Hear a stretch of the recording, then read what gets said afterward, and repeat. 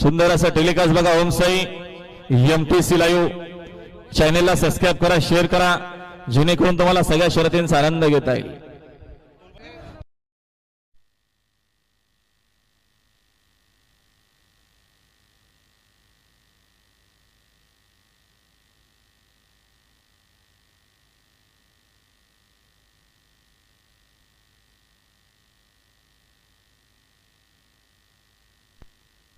आणि गाड्या सुटल्या बघा बिंजोरच्या महत्वपूर्ण गाड्या सुटल्या माहिती बघा.